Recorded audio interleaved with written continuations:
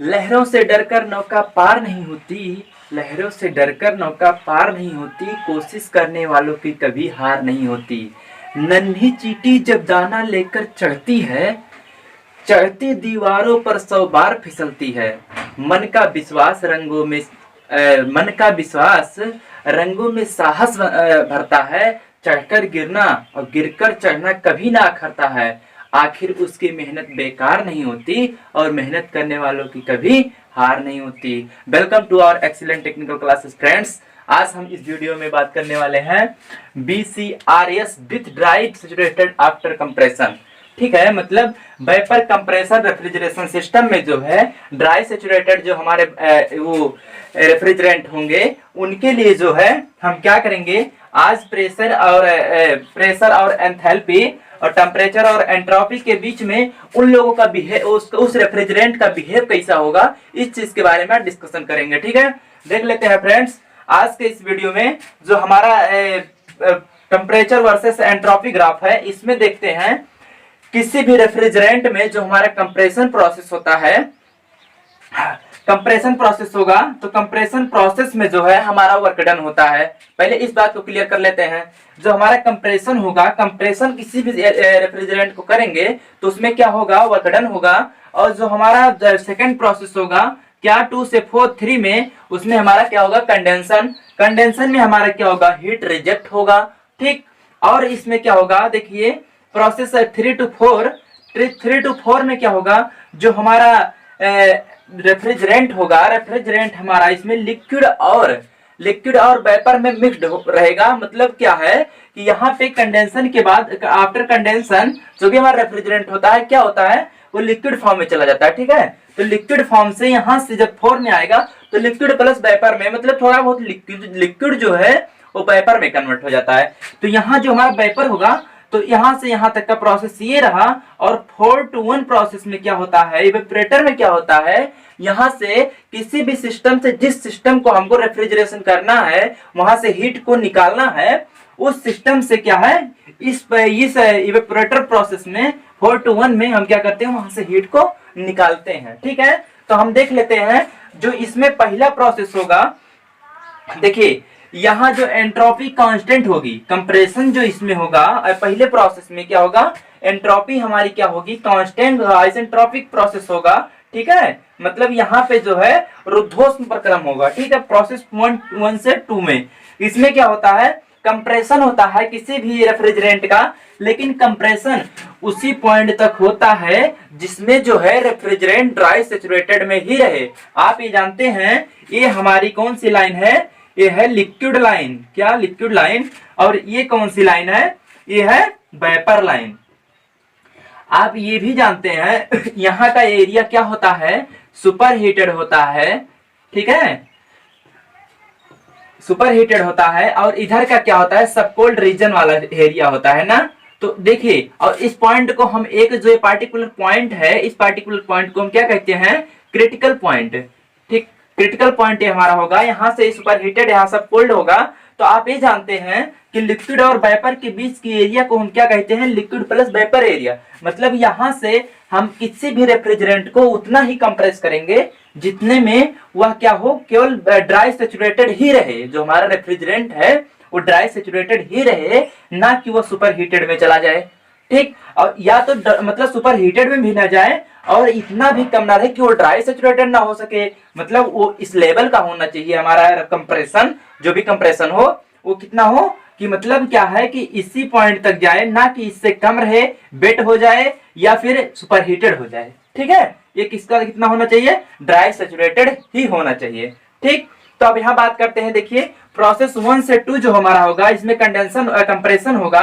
और कंप्रेशन में क्या होता है, हमारी जो एंट्रोपी होती है, एंट्रोपी कांस्टेंट होती है, लेकिन आप जब कंप्रेस करेंगे तो वहां पे जो टेम्परेचर हमारा होता है बहुत तेजी से इंक्रीज करता है। तो टेम्परेचर देखिए हमारा यहाँ प्रोसेस 1 से 2 में क्या है, बहुत तेजी से क्या कर रहा है, इंक्रीज कर रहा है, बहुत तेजी से बढ़ रहा है। अब बात कर लेते हैं प्रेशर और एंथैल्पी में, जो हमारा कंप्रेशन प्रोसेस है। कंप्रेशन प्रोसेस में देखिए, जब हम किसी सिस्टम में कंप्रेशन करेंगे तो उसके एंथैल्पी और प्रेशर में दोनों में इंक्रीजिंग होगी। लेकिन जो हमारा प्रेशर होगा, प्रेशर बहुत तेजी से बढ़ेगा, कंप्रेस कर रहे हैं तो प्रेशर बढ़ेगा बहुत तेजी से, लेकिन उसकी अपेक्षा जो हमारी एंथैल्पी होगी, एंथैल्पी थोड़ी कम लेकिन बढ़ेगी जरूर। ठीक है, देखिए प्रेशर जो हमारा पॉइंट 1 से 2 में, देखिए यहाँ से हमारा एंथैल्पी H1 से कितने चला जा रहा है H2 में, और जो हमारा प्रेशर देख लीजिए, प्रेशर हमारा कितना था, P1 यहाँ था लेकिन P2 यहाँ चला गया। ठीक, तो अब बात करते हैं प्रेस कंप्रेशन जो हमारा प्रोसेस होगा, इसमें क्या होता है, हमारा वर्क डन होता है। इसमें क्या होता है, वर्क डन होता है। ठीक है, वर्क डन और कोएफिशिएंट ऑफ परफॉर्मेंस इसका अभी निकालेंगे, लेकिन इस पूरे साइकिल को पहले समझते हैं। देखिए प्रोसेस 2 से 3 में क्या होगा, कंडेंसन होता है। कंडेंसन कब होगा, एट कांस्टेंट टेम्परेचर पे। एट कांस्टेंट टेम्परेचर जब किसी भी सिस्टम का होगा इस प्रोसेस के लिए, तो वहां पे क्या होता है, जो हमारी प्रेशर होती है, प्रेशर भी हमारा क्या होता है, कांस्टेंट होता है। टेम्परेचर और प्रेशर जो हमारा क्या होगा, यहाँ पे कांस्टेंट होगा। यहाँ पे क्या आइसोथर्मल प्रोसेस चलेगा। ठीक है, क्या आइसोथर्मल। 2 से 3 में क्या होगा, कंडेंसन होगा किसी भी रेफ्रिजरेंट का। तो यहाँ से कंडेंसन जब हो, किसी भी सिस्टम में आप जब कंडेंस करेंगे किसी भी रेफ्रिजरेंट को, तो निश्चित है कि उसकी एंट्रोपी में क्या होगी, कमी आएगी। एंट्रोपी में क्या है, उसकी कमी आएगी। तो आप देख लीजिए प्रोसेस 2 से 3 में जो इसकी एंट्रोपी है, एंट्रोपी यहाँ से क्या है, घटकर S1 से कितने हो जा रही है, S3 हो जा रही है। ठीक है, एंट्रोपी कितनी हो जा रही है, S1 से S3 हो जा रही है। ठीक, अब देख लीजिए यहाँ से 2 से 3 प्रोसेस में कितना हो जा रहा है, 2 से 3 प्रोसेस में जो हमारा एंथैल्पी है, एंथैल्पी में भी क्या होगी, डिक्रीजिंग होगी। तो एंथैल्पी 2 से 3 में जब जाएगा तो यहाँ से कितना है, H2 था, लेकिन यहाँ पे कितना आ गया, देखिए H3 यहाँ इतना ज्यादा था, यहाँ से इतना, लेकिन यहाँ कितना हो गया, कम हो गया। तो ये प्रोसेस जो हमारा, इसमें क्या होता है, एंथैल्पी और क्या होती है, एंट्रोपी में क्या होती है, डिक्रीजिंग होती है, मतलब उसमें कमी आती है। ठीक, अब प्रोसेस 3 से 4 में देख लेते हैं। प्रोसेस 3 से 4 हमारी क्या होगी, इसमें एट कांस्टेंट एंथैल्पी, मतलब एंथैल्पी कांस्टेंट रहेगा, और इस प्रोसेस के द्वारा जो है हमारा जो एंट्रोपी होगा, एंट्रोपी में थोड़ा बहुत ज्यादा मतलब इंक्रीजिंग होगा। जो इसमें एंट्रोपी हमारी होगी, क्या होगी, थोड़ी सी क्या है, बढ़ेगी। और क्या होगा इसमें, देखिए जो हमारा एंथैल्पी है, एंथैल्पी क्या होगा, एंथैल्पी सीधा कांस्टेंट रहेगा। मतलब देखिए सीधी लाइन है ना, तो इससे हमारा क्या रिप्रेजेंटेशन होता है कि क्या है, ये कांस्टेंट है। ठीक, अब बात कर लेते हैं किसके, टेम्परेचर की। तो देखिए टेम्परेचर में क्या है, जब हम कहीं भी, इसमें क्या होगा, एक्सपेंशन कहीं भी, मतलब एक्सपेंशन प्रोसेस हो रहा होगा, एक्सपेंशन प्रोसेस। तो एक्सपेंशन प्रोसेस में क्या होता है, 3 से 4 में, जब कहीं भी आप रेफ्रिजरेंट को कंडेंस किए हैं, कंप्रेस किए थे, अब उसको फैला रहे हैं, मतलब उसको मतलब थोड़ा एरिया दे रहे हैं, तो एरिया जब देंगे या उसको मतलब एक्सपेंशन करेंगे, फैलाएंगे, तो उसके टेम्परेचर में क्या होगा, इंक्रीजिंग डिक्रीजिंग आएगी। टेम्परेचर उसका बेसिकली बहुत लो हो जाएगा। तो देखिए टेम्परेचर क्या है, 3 से कितना था, 3 पे, 3 से किसमें आ गया, 4 में, मतलब टेम्परेचर बहुत तेजी से घट गया। ठीक, अब देख लीजिए इसमें जो हमारा प्रोसेस होगा एक्सपेंशन में, देखिए एक्सपेंशन में प्रेशर जब आप देखिए उसमें से क्या है,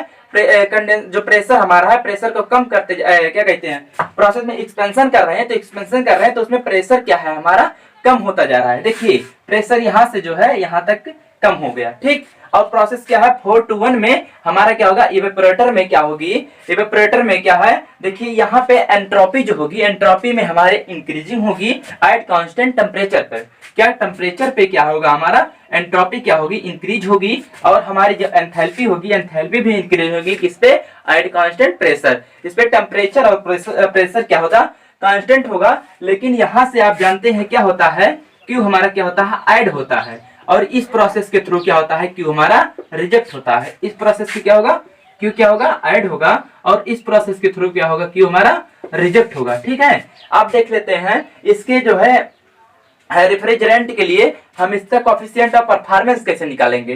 तो इसका पहले देख लेते हैं। आप ये जानते हैं जो हमारा RE होता है, रेफ्रिजरेशन इफेक्ट क्या होगा, इसमें RE इक्वल टू हो जाएगा हमारा यहाँ से यहाँ तक का प्रोसेस जो है, इसी में हीट ऐड हो रहा है, तो ही हमारा रेफ्रिजरेशन इफेक्ट होगा।